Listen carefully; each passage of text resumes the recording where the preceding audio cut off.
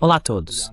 Gostaria de discutir um ponto que o Dr. Jan Olberg levantou neste canal há alguns meses, que ele se referiu como a criminalidade inerente da OTAN, ou, digamos, a maneira bastante incrível como a OTAN de hoje está violando seu próprio estatuto. Este é um problema significativo e acredito que deveria ser melhor compreendido.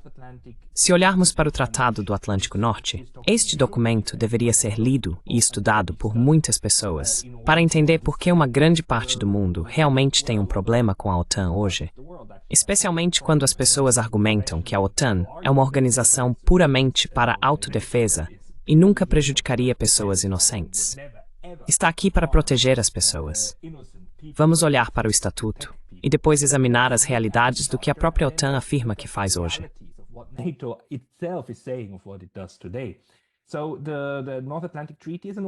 Então, o Tratado do Atlântico Norte é antigo. Foi criado em 1949. Foi quando a grande cerimônia de assinatura aconteceu em Washington, D.C.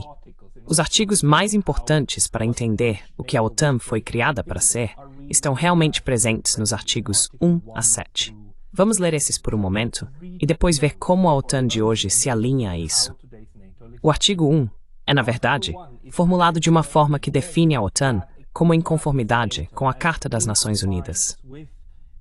O artigo 1 diz: as partes comprometem-se, conforme estabelecido na Carta das Nações Unidas, a resolver qualquer disputa internacional em que possam estar envolvidas por meios pacíficos, de modo que a paz e a segurança internacionais e a justiça não sejam ameaçadas, e a abster-se em suas relações internacionais da ameaça ou uso da força de qualquer maneira inconsistente com os propósitos das Nações Unidas.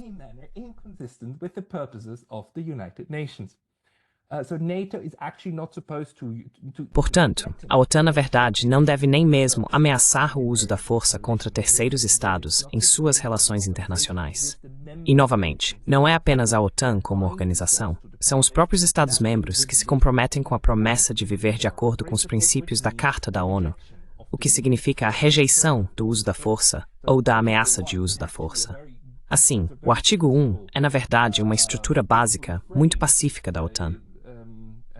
Então, o artigo 2 diz que as partes contribuirão para o desenvolvimento de relações internacionais pacíficas e amigáveis, fortalecendo suas instituições livres, promovendo uma melhor compreensão dos princípios sobre os quais essas instituições são fundadas e promovendo condições de estabilidade e bem-estar.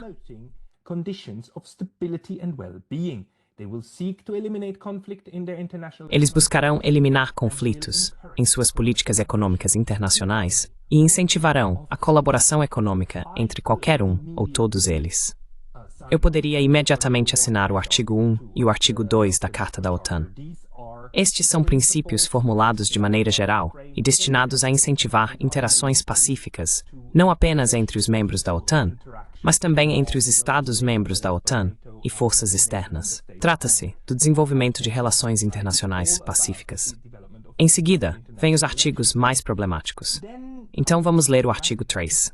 Para alcançar mais efetivamente os objetivos desse tratado, as partes separadamente e em conjunto, por meio de autoajuda contínua e eficaz e ajuda mútua, manterão e desenvolverão sua capacidade individual e coletiva de resistir a ataques armados.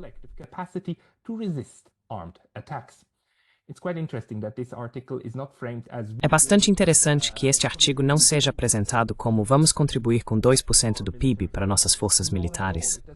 De jeito nenhum. Ele nem sequer fala sobre forças militares. O artigo 3 apenas diz que cada Estado-membro contribuirá para a capacidade de resistir a um ataque armado. Nem sequer diz que essa capacidade de resistência tem necessariamente que ser militar. É disso que se tratava em 1949. E então você vê, se ouvir as discussões atuais sobre os Estados-membros terem que pagar, e assim por diante, o quanto o discurso atual é muito mais militarizado em comparação com o início da Guerra Fria. O artigo 4 é muito importante.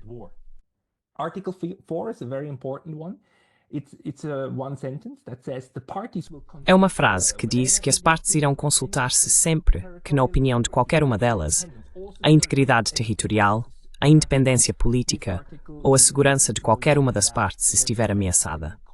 Este artigo é aquele que os Estados-membros podem invocar quando querem uma reunião de todo o coletivo da OTAN, porque se sentem ameaçados, porque ocorreu um ataque, ou percebem que um ataque contra eles aconteceu, e então querem mobilizar toda a OTAN. Portanto, se alguém fala sobre ativar o artigo 4, é isso que eles querem dizer, uma reunião de todos eles. E então, é claro, o artigo 5, que é crucial e muitas vezes mal interpretado. As pessoas falam sobre o artigo 5 como se fosse uma garantia automática de que todos os estados iriam à guerra com um agressor potencial. Mas leia no original, e você verá que não é o caso.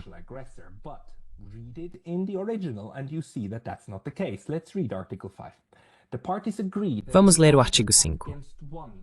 As partes concordam que um ataque armado contra uma ou mais delas na Europa ou na América do Norte será considerado um ataque contra todas, e, consequentemente, concordam que se tal ataque armado ocorrer, cada uma delas, no exercício do direito de autodefesa individual ou coletiva, reconhecido pelo artigo 51 da Carta das Nações Unidas, assistirá a parte ou partes atacadas tomando imediatamente, individualmente e em conjunto com as outras partes, as ações que considerar necessárias, incluindo o uso de força armada, para restaurar e manter a segurança da área do Atlântico Norte. O importante aqui nesta passagem é que cada parte tomará as ações que considerar necessárias, incluindo ações militares. Não necessariamente ações militares, certo?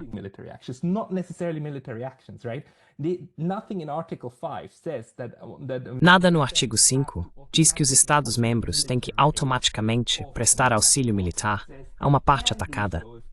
Diz que eles podem fazê-lo, se assim escolherem, mas não necessariamente têm que fazê-lo. E é por isso que toda a conversa sobre o artigo 5 ser uma garantia de segurança automática é, na verdade, um absurdo. Não é de acordo com o que está escrito nesta carta aqui. Pode ser usado como uma justificativa de autodefesa coletiva, mas não é uma parte necessária. O segundo parágrafo, então, diz que qualquer ataque armado e todas as medidas tomadas como resultado devem ser imediatamente relatados ao Conselho de Segurança.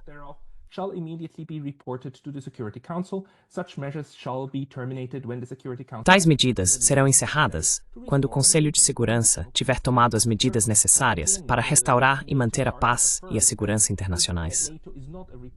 Novamente, a Carta da OTAN afirma que a OTAN não é um substituto para a ONU, é apenas um clube adicional à ONU, e que, na verdade, o Conselho de Segurança é o responsável por implementar medidas de quando a força deve ser usada no âmbito internacional. Portanto, o Conselho de Segurança é o único órgão mundial que tem a legitimidade internacional para autorizar ações militares. A OTAN não tem. A OTAN só pode ajudar na autodefesa coletiva dos membros da OTAN. Isso é tudo. E é isso que o tratado aqui reconhece.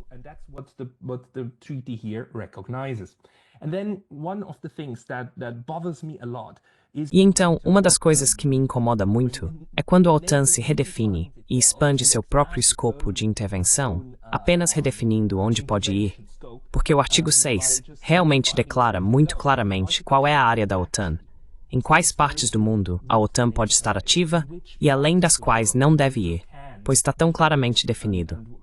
Então vamos ler novamente onde a OTAN deve atuar e estar ativa. Para os fins do artigo 5, um ataque armado a uma ou mais das partes é considerado incluir um ataque armado ao território de qualquer uma das partes, na Europa ou na América do Norte, nos departamentos argelinos da França, que, aliás, é novamente um desses resquícios coloniais, porque em 49 a Argélia fazia parte da França, certo? Because in 49 Algeria was part of France, right? It's because France is this colonial state. É porque a França era esse estado colonial, do qual a Argélia teve que lutar uma guerra muito sangrenta para finalmente se livrar dos franceses.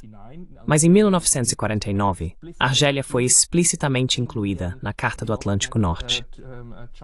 Mas então continua, no território da Turquia, ou nas ilhas sob a jurisdição de qualquer uma das partes na área do Atlântico Norte, ao norte do Trópico de Câncer. O que é o Trópico de Câncer? O Trópico de Câncer é essa linha aqui. É a parte mais ao norte do mundo onde o Sol ainda pode brilhar em um ângulo de 90 graus, certo?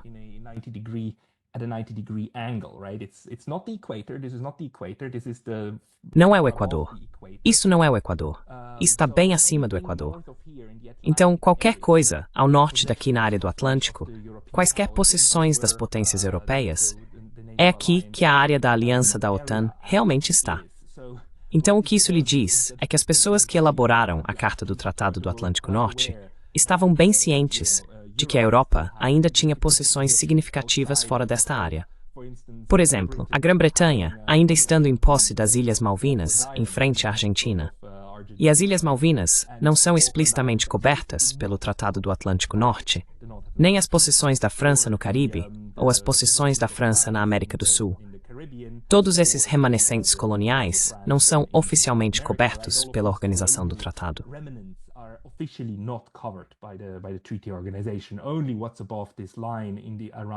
Somente o que está acima desta linha, ao redor do Atlântico Norte, está explicitamente coberto.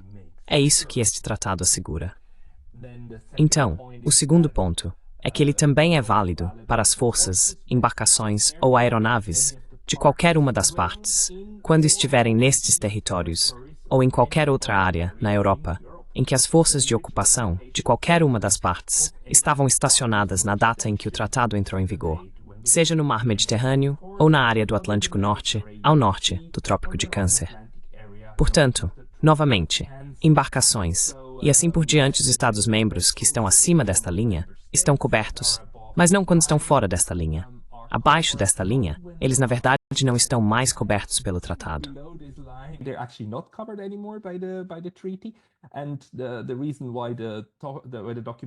E a razão pela qual o documento fala de forças de ocupação é porque, claro, na época, em 1949, quando isso foi assinado, os Stosses, a Grã-Bretanha, a França e a União Soviética tinham forças de ocupação em muitas partes da Europa. Europa Oriental, onde ocuparam, por exemplo, a Alemanha, certo? E os antigos territórios nazistas derrotados e as então partes libertadas da Europa, como são chamadas hoje. Mas essas forças de ocupação não são, claro, para violar a OTAN. Elas devem ser cobertas pelo Tratado da OTAN. Então, é isso. Esta é a área. E é bastante importante entender que o artigo 6, até hoje, está em vigor. Estou mostrando isso aqui diretamente da página inicial da Organização do Tratado do Atlântico Norte, OTAN. Directly from the NATO North Atlantic Treaty Organization homepage. This is on their own homepage. This is what they are saying. Isso está na própria página inicial deles. Isso é o que eles estão dizendo. Este é o nosso documento mais fundamental. Esta é a nossa carta. Esta é a nossa Constituição. Esta é a lei do território da OTAN. E vamos também revisar o artigo 7 por um segundo. Este tratado não afeta e não deve ser interpretado como afetando de qualquer forma os direitos e obrigações sob a Carta das Partes, que são membros das Nações Unidas, ou a responsabilidade primária do Conselho de Segurança pela manutenção da paz e segurança internacionais. Então, novamente, a Carta garante estabelecer que ela mesma é subordinada à ONU e não pode substituir qualquer tipo de ações da ONU, e certamente não deve ser tomada em contravenção à ONU. Portanto, isso é muito significativo.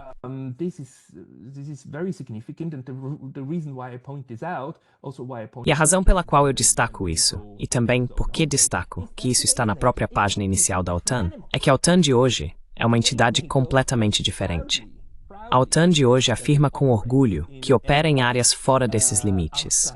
Operações e missões, passadas e presentes, estão na mesma página inicial.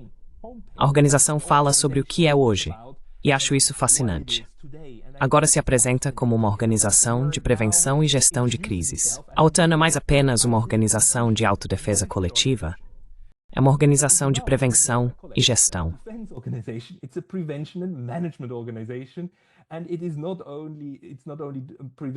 E não se trata apenas de prevenir e gerenciar crises em seu território e nos locais onde a Carta define que deve atuar.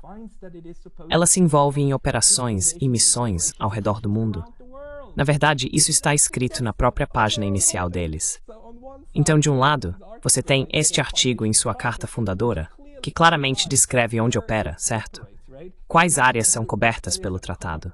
E então, na página seguinte, você tem a compreensão atual da própria OTAN, onde se diz que operamos ao redor do mundo e gerenciamos e prevenimos crises. Claro, o que é outra coisa. Fala sobre isso mais tarde. Which is another thing. I'll talk about this later, but this is really fascinating to me also that. Mas isso é realmente fascinante para mim também, que o próximo ponto nesta página diz que desde 1999 a OTAN lidera uma operação mandatada pela ONU em Kosovo. Isso é realmente importante porque 1999 foi a primeira vez que a OTAN, de forma séria, honesta e sem qualquer tipo de pretexto, ultrapassou seu mandato de tratado ao dizer que agora estamos operando na chamada área fora de área, em uma missão fora de área. E desde 1999, fora de área se tornou um ponto comum de discussão para a OTAN, justificar estar envolvida em qualquer lugar e em todos os lugares que consideram e devem estar envolvidos. Tudo isso, enquanto, e eu só preciso dizer isso, não mudam a carta.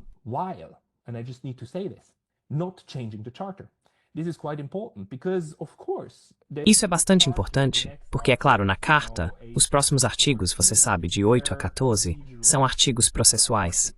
Eles estabelecem o Conselho do Atlântico e coisas do tipo. Eles também estabelecem que esta carta pode ser alterada. Claro, ela pode ser alterada, mas só pode ser alterada por unanimidade.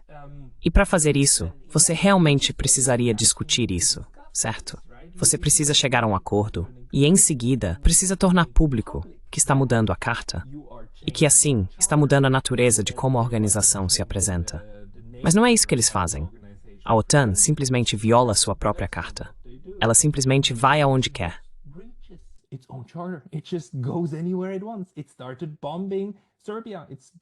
Começou a bombardear a Sérvia. Bombardeou Belgrado em 1999. Não apenas Belgrado, mas toda a Sérvia, na verdade. E depois separou Kosovo do restante da Sérvia. Vou falar sobre isso em um segundo. Mas 1999 é um momento muito crucial para o desenvolvimento da OTAN como uma organização de guerra. Em 2018, a OTAN iniciou uma missão de assessoria não combatente e de capacitação no Iraque, que visa ajudar a fortalecer as instituições e forças de segurança iraquianas para que elas mesmas possam prevenir o retorno do ISIS. Destaco isso apenas porque queria mostrar que a OTAN justifica sua existência ao prevenir que o ISIS volte ao poder no Iraque e na vizinha Síria. Todos os países ocidentais, todos os Estados-membros da OTAN, estão super felizes em apoiar este governo do Sr. al-Jolani, que é um al-Nusra do ISIS, que é uma ramificação do ISIS.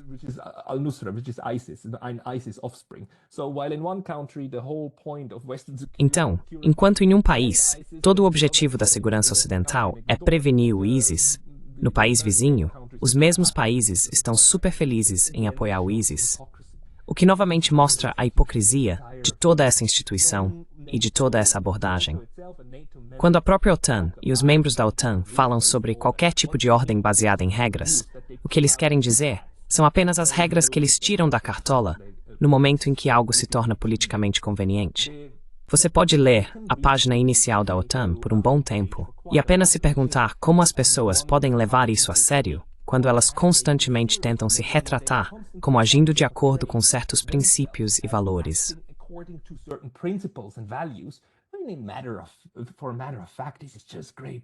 Na verdade, isso é apenas política de grandes potências, da forma mais dura possível. Você simplesmente usa o poder militar onde ele é atualmente útil e, em seguida, critica qualquer outro que faça algo semelhante, como estando em violação da ONU. Isso é realmente algo notável. Você também pode olhar para as operações e missões atuais.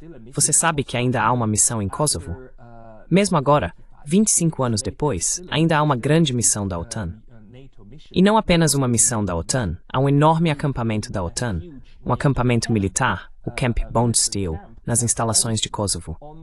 E só para reiterar, Kosovo é essa pequena parte aqui que a Sérvia ainda afirma ser parte de seu próprio território.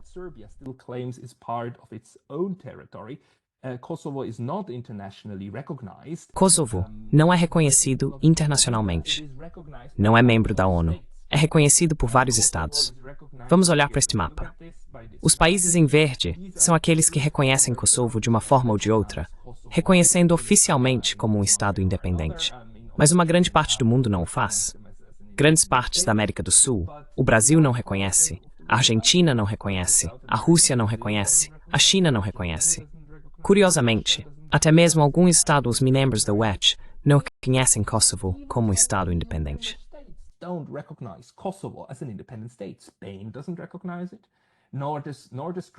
A Espanha não reconhece, nem a Grécia, nem a Romênia, nem a Eslováquia.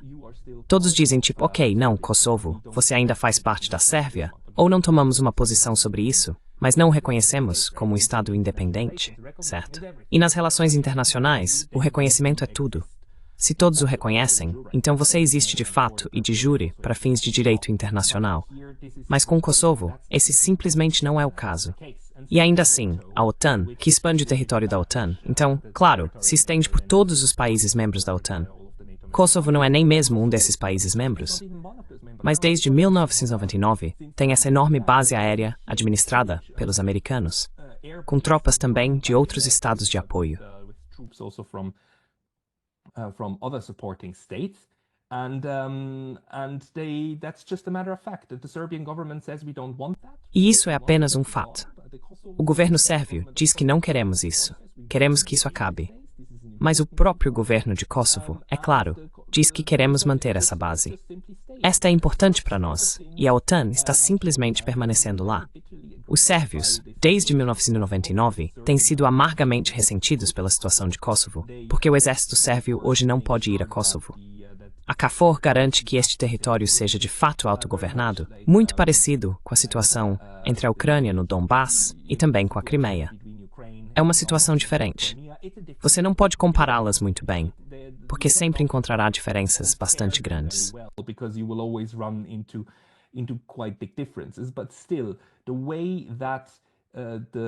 Ainda assim, a maneira como a OTAN e os países ocidentais separaram Kosovo da Sérvia e simplesmente tornaram isso um fato consumado é muito reminiscente de como a Rússia reintegrou a Crimeia à Federação Russa como um fato consumado, apesar dos acordos ou objeções do proprietário anterior, a Ucrânia.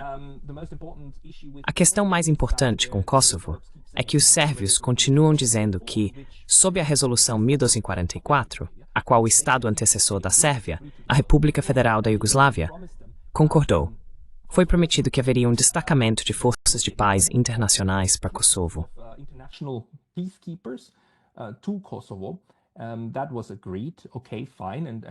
Isso foi acordado. Certo, tudo bem. E a Sérvia disse que isso está bem, mas também que o Exército de Libertação do Kosovo seria desmilitarizado. E onde está isso?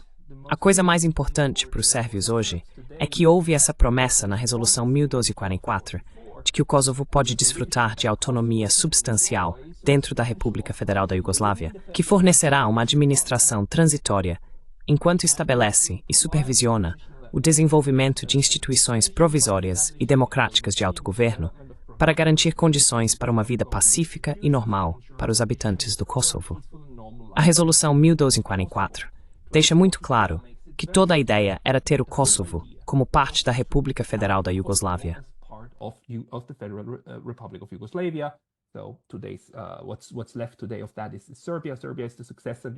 O que resta hoje disso é a Sérvia. A Sérvia é o Estado sucessor legal oficial da República Federal da Iugoslávia. E não foi a independência que lhes foi prometida. Na verdade, a frase na época era mais do que autonomia, mas menos do que independência. Então, de certa forma, o que temos aqui é mais uma luta em comparação com o que Taiwan e China estão passando. Qual é o status de Taiwan? Qual é o status de Kosovo? Mas o fato é que hoje a OTAN tem essas enormes bases lá. E é claro, impensável que militarmente a Sérvia pudesse, de alguma forma, retomar Kosovo. Isso não é algo que gostaríamos, certo?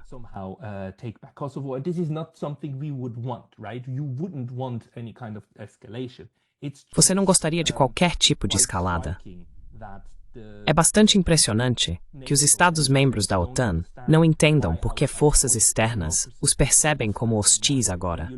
Quando você olha para a experiência da Iugoslávia e posteriormente da Sérvia em conexão com a OTAN, e como a OTAN de fato mudou fronteiras internacionais, o que eles dizem ser ilegal e não pode ser feito quando outros estados tentam fazer isso, como a Rússia, ou quando implementam referendos que os estados ocidentais não reconhecem. Mas quando o Ocidente implementa com força referendos e outras mudanças políticas que outros não reconhecem, então isso é claro aceitável.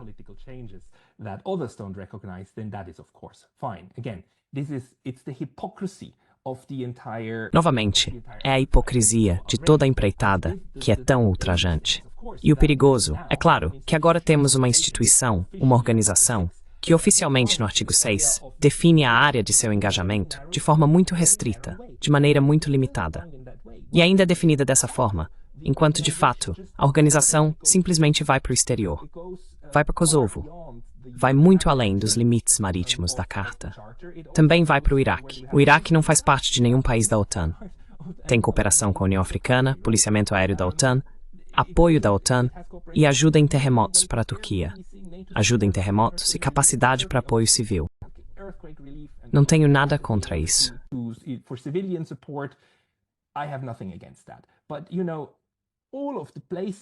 Mas todos os lugares também encerraram operações e missões, certo? Missões anteriores no Afeganistão. Alguém precisa me explicar quando o Afeganistão se tornou um território da OTAN, certo? Quando a Carta definiu que o Afeganistão está coberto por ela? Isso nunca aconteceu. Também é bastante engraçado que esta página apenas diga que em abril de 2021, os aliados decidiram iniciar a retirada das forças da RSM até 1º de maio de 2021, e a missão foi encerrada no início de setembro de 2021.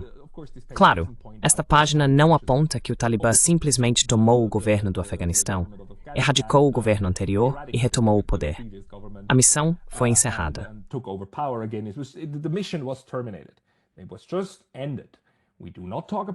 Acabou de terminar. Não falamos sobre por que terminou.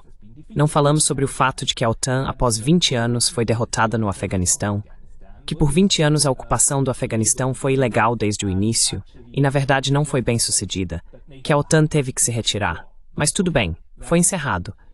Mas, novamente, o Afeganistão nunca foi coberto pelo Tratado do Atlântico Norte. Além disso, essa luta contra a pirataria no Golfo de Aden e no Chifre da África. O Chifre da África está oficialmente fora dessa zona. Então, a OTAN apenas expande aos poucos os lugares e o escopo de onde pode ir e onde ela mesma diz que pode ir, sem sequer se preocupar em mudar seus documentos fundamentais.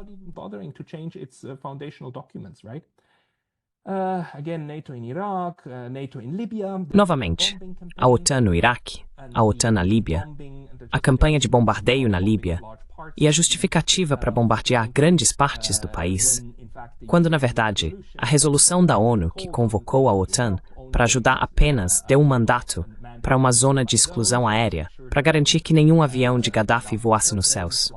Então a OTAN realmente usou isso como desculpa para começar a bombardear as instalações da Líbia, do Estado líbio, e no final causou a queda completa de Gaddafi.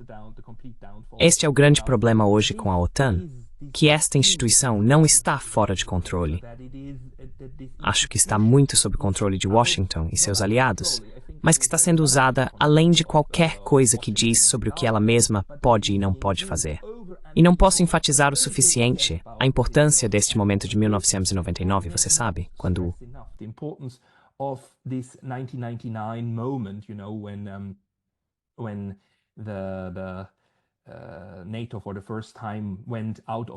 pela primeira vez, a OTAN saiu da sua área e aprendeu suas lições mais importantes. Existem documentos hoje que também mostram como a OTAN, naquela época, quando bombardeou a Iugoslávia, conduziu suas operações. Há um relatório muito interessante das Nações Unidas do Tribunal Penal Internacional para a ex-Iugoslávia. Embora eu não esteja muito satisfeito com a forma como este relatório foi criado, pelo menos ele reuniu algumas evidências sobre o que foi feito. Um desses pontos que eu só quero mostrar a você, porque é tão infame, é o bombardeio da OTAN, o ataque à estação de rádio e TV sérvia RTS em Belgrado, em 23 de abril de 1999, às 2h20. A OTAN in Belgrade here on April 23rd, 1999, at 2:20 a.m., NATO intentionally bombed the central studios of RTS. Bombardeou intencionalmente os estúdios centrais da RTS. É apenas uma das muitas instalações civis, como esta aqui, que então queimaram completamente. É uma estação de rádio civil. Claro, a OTAN diz que esta estação de rádio civil também era usada para fins militares. Portanto, foi um alvo legítimo de engajamento militar. E devo dizer novamente, não houve resolução da ONU, não houve resolução do Conselho de Segurança autorizando o uso da força. Então, esta é a primeira vez que a OTAN não apenas saiu de suas próprias fronteiras, mas também o fez sem uma resolução do Conselho de Segurança da ONU.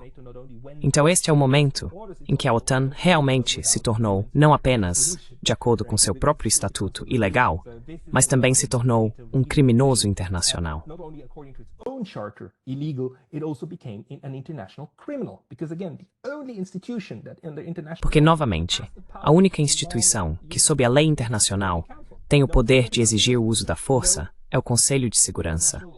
Sem resolução do Conselho de Segurança, não há lei internacional e justificativa para o uso da força. Essas são apenas as regras do jogo. As regras do jogo que as potências, os vencedores da Segunda Guerra Mundial, criaram para si mesmos. E você pode argumentar o quanto quiser sobre a responsabilidade de proteger e, sabe, prevenir outro genocídio. Pessoal, se não há resolução, então vocês estão fazendo isso. E mesmo que o que você faça seja moralmente correto, ainda assim não faz parte da configuração da lei internacional de todo o jogo, da forma como o jogo foi definido. Então apenas engula isso. Apenas concorde que este foi um ato altamente ilegal.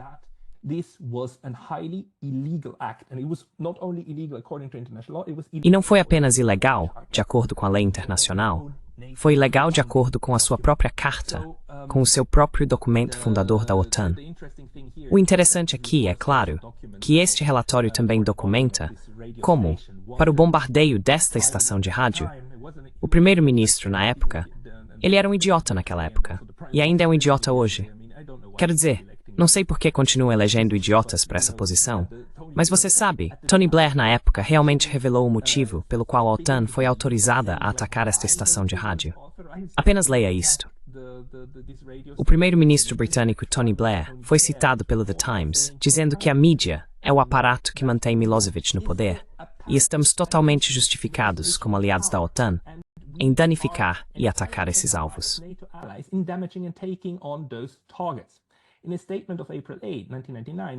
Em uma declaração, em 8 de abril de 1999, a OTAN também indicou que os estúdios de TV seriam alvos a menos que transmitissem 6 horas por dia de reportagens da mídia ocidental.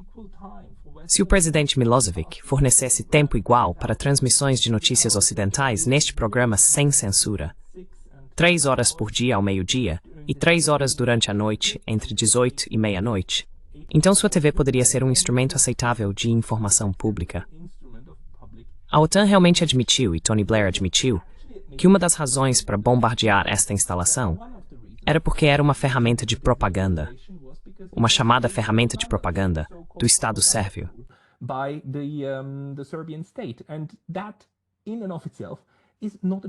E isso, por si só, não é uma justificativa, sob a lei internacional, para atacar uma instalação civil.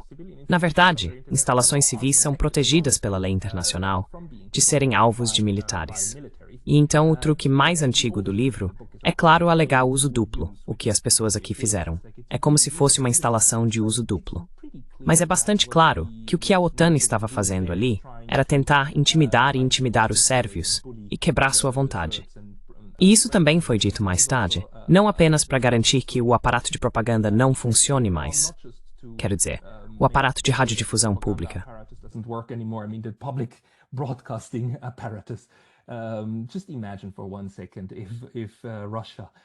Imagine por um segundo se a Rússia exigisse que estações de rádio europeias, como Radio Free Europe, Radio Liberty, DW, CNN e a BBC, alocassem 6 horas por dia para distribuir pontos de vista russos em seus sistemas de transmissão.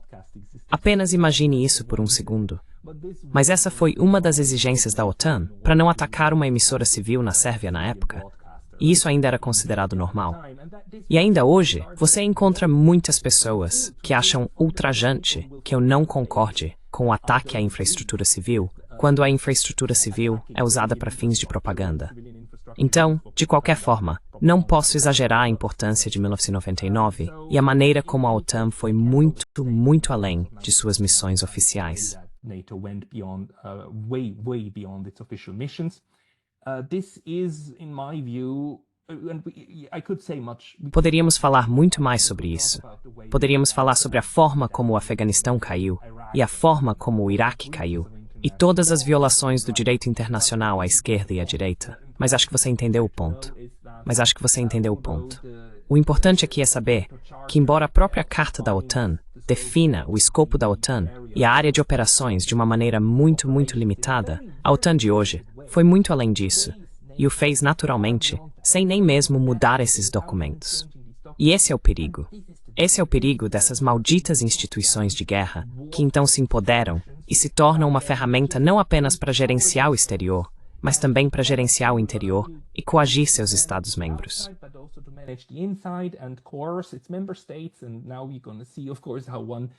E agora vamos ver, é claro, como um membro da OTAN está tentando coagir outro a ceder seu território, como os Estados Unidos querem tirar território da Dinamarca, ambos membros da OTAN. E como essas organizações são usadas como ferramentas de projeção de poder, de forma muito intencional, e como então a retórica dessas instituições sempre se esconde atrás, você sabe, da intenção pacífica da Carta. Apenas trate a Carta como tão pacífica. E sim, os artigos 1 e 2 são muito pacíficos. São artigos lindos, muito bons. E então a instituição cresce para se tornar um monstro. Razão pela qual temos que estar tão alertas sobre os monstros que criamos, e esse monstro da OTAN, em algum momento, deve chegar ao fim e ser substituído por algo que realmente ajude a paz e a segurança neste planeta. Obrigado. Thank you.